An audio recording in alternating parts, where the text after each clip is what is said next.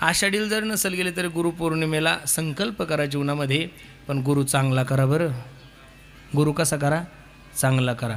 गुरुचं लक्षण सांगत असताना कबीर महाराजांनी एका वाक्यात सांगितलं, गुरु तो ऐसा चाहिए जो शिष्य को कुछ ना मांगे. गुरु तो ऐसा चाहिए जो शिष्य को कुछ ना मांगे. शिष्य तो ऐसा चाहिए जो गुरु को सब कुछ दे डाले.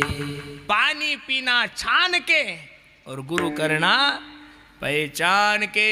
ज्याचे शिष्य मोठे, ज्याचा आश्रम मोठा आहे, ज्याची गाडी मोठी आहे, ज्याची डिहरी मोठी आहे, जो लय चांगलं कीर्तन करतो, ज्याच्या कीर्तनाला लय समाज येतो, अशाच लोकांना गुरु करावा असं कुठं लिखित नाही आहे बरं महाराज. त्या गुरुने तुम्हाला अज्ञान अंधकारामधून दूर करून तुम्हाला भगवंताच्या स्वरूपाची ओळख करून दिली पाहिजेत महाराज. त्यालाच गुरु म्हणतात. दत्तात्रयाने 24 गुरु केलेले. किती केलेले? 24. त्यातले 10-5 मी गुरु तुम्हाला सांगतो. दत्तात्रयाने आजगराला सुद्धा गुरु केलेले. दत्तात्रयानं हवेला सुद्धा गुरु, वाऱ्याला सुद्धा गुरु केलेले. दत्तात्रयानं आकाशाला सुद्धा गुरु केलेले. दत्तात्रयानं पाण्याला सुद्धा गुरु केला. तर पाण्याकून दत्तात्रयानं काय गुण घेतला असेल हो?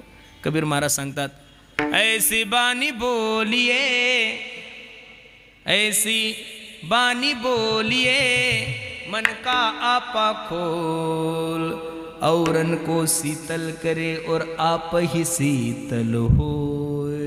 नाही हिंदी कळ मधुरावानी ओठी, तुका म्हणे वाव पोटी. काय गुरु शिष्याचं महत्त्व आहे महाराज. माझी विनंती आहे, नाही जर तुम्हाला दुसऱ्याला गुरु करता आलं तर मला तरी असं वाटतं माझे ज्ञानोबराय हे विश्वाचे गुरु आहे महाराज. कोण आहे? विश्वाचे गुरु आहे. जगद्गुरु तुकोबराय जरी हयात नसेल तर तुकोबरायचा गाथा समोर ठेवा.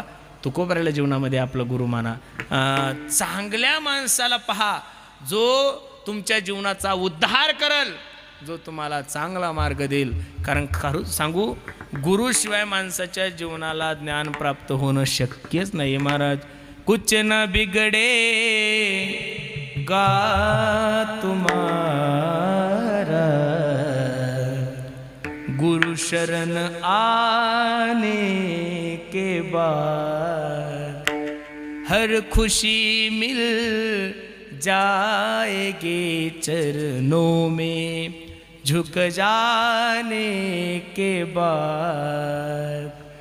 फूल से जाकर के पूछो छाई है कितनी बहार, रात भर